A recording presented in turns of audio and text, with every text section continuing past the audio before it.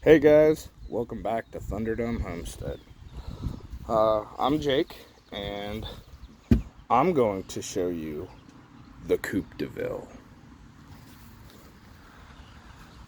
The Coop DeVille. So, this here's my coop. Big and red. You have to have warnings for liability purposes. You know, signing waivers and stuff. So, forgive the mess. We're right in the middle of planting season, which is super duper busy. But I still have other things going on. Trying to keep up with 10 projects at once is not easy. So, I'm going to give you a little tour. Again, don't mind, it's dirty. And I know I need to get to it. But it is what it is. Time constraints. So, here's the Coop DeVille. You got rabbit cages in there. And I have those automatic, the heated water bottles, which are super awesome. That you don't have to mess around with frozen bottles in the wintertime. And then I have these little hopper feeder guys here. You just kind of put it in there and they eat. And then we have babies, little baby bunnies. Those are gonna taste good here soon. I got one of them big pig hopper feeder things, and that's what I put their food in. And I only have to fill it up. I take, this 5-gallon bucket right here, and I only have to fill it up three buckets once a week or less. But there's lots of birds in here, and it goes fast. So, and here is my super handy nipple feeder, or waterer, sorry. So basically, they peck these little things, and water comes out. So I'll fill this, and I'll probably end up going through once every day or two, and have to come out and fill that up. And that's the process. Oop. Looky here. Got us an egg. Yeah, something down there, maybe. I don't know. And these little guys are kind of sorry. But they will be going out into a bigger grow out pen tomorrow, because it's going to get fairly cold tonight. These are Rhode Island Reds. They're going to go out, I think I said tomorrow, because again, it's going to get cold tonight. So they'll have that, and then they'll have a lot more room, and they'll kind of get to interact a little more with the older chickens. Says hi. Wah. So I got power put in here. It's kind of crude and rudimentary for the time being, but it works. It's supposed to do. But yeah, that is the Coop DeVille, and it is still kind of being changed and shaped over time whenever I come out with ideas. I have an automatic watering system idea that I plan on implementing soon. It's going to go through each of the rabbit cages. So it's going to go bam like that, then down, then over, then down, then over, and back. Go back outside, around, come in here, and basically it's going to be an automatic water made from PVC, and you're going to have nipples and cups and things like that to supply their water. There's going to be a pump that runs from a 55-gallon drum that feeds all that, and then it comes back around and cycles back into the drum. and in the wintertime I have a stock tank heater. I figure between the fact that the water is moving and it's heated, it shouldn't freeze up and I shouldn't have any issues. Hopefully it works out the way I plan. But, you know, some automation stuff definitely drastically cuts down on your time and makes your life much easier. I have another coop here that is going to be called the Quack House, because that's where the ducks will live.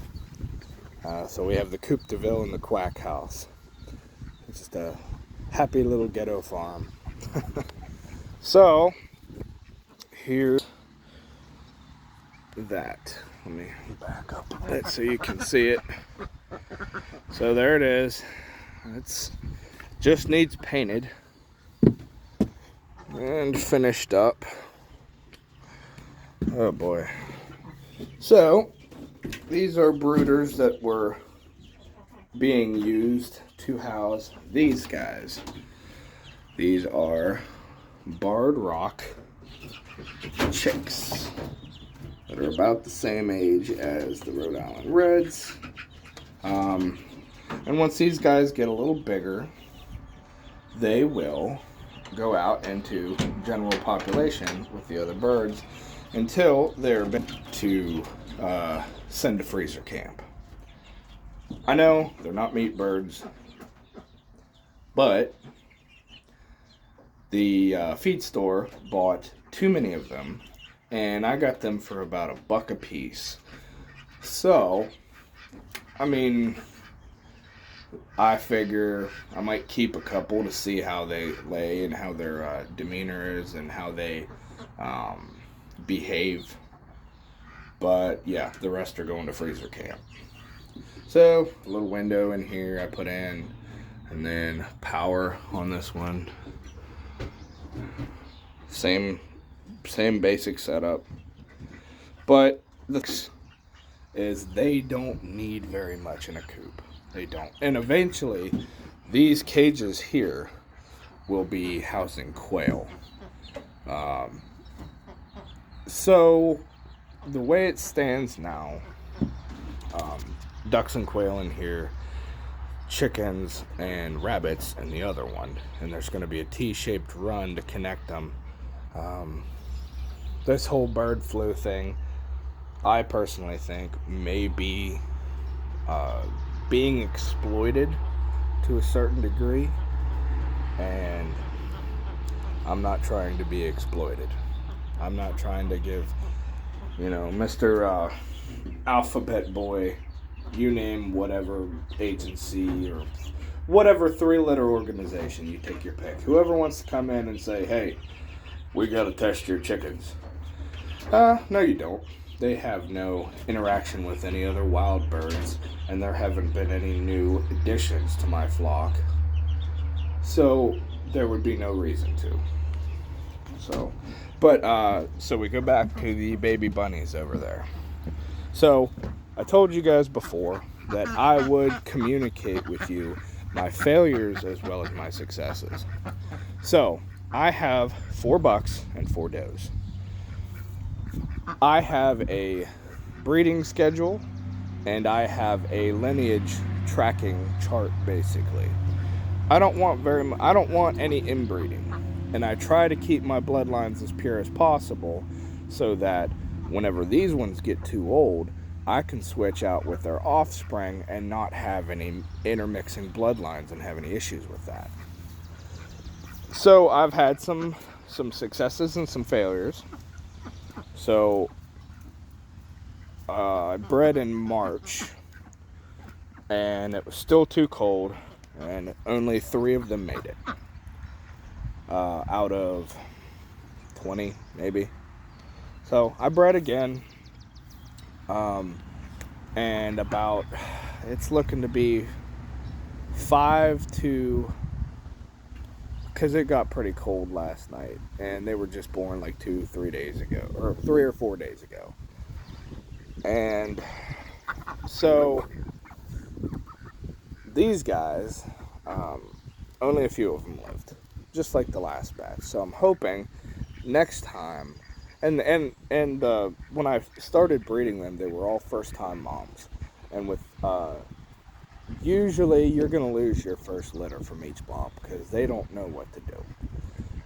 Then they kind of finally get a handle on it, and typically, as far as moms are concerned in rabbits, is you want to basically have you give them 3 tries. It's the 3 strikes you're out concept. So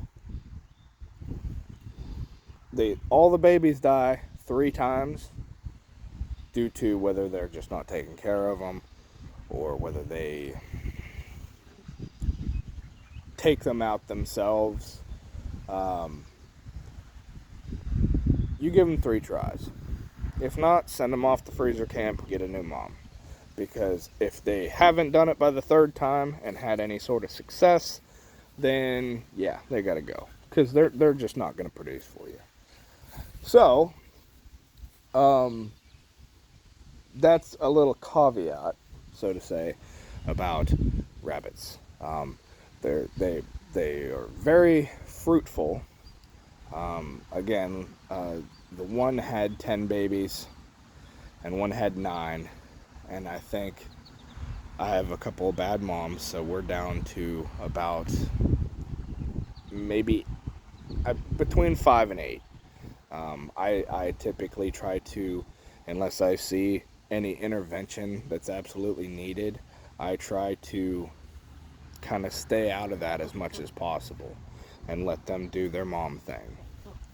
So that was a tour, guys, of the Coop Tour and the Quack House, and I hope you guys found this content useful, and I will keep you updated with any additions or modifications or that kind of stuff. And I hope to get, like I said, automatic watering systems in everything to cut down on my time, because again, I also have the garden and all the other stuff going on at the same time, and I'm only one guy and I can only do so much.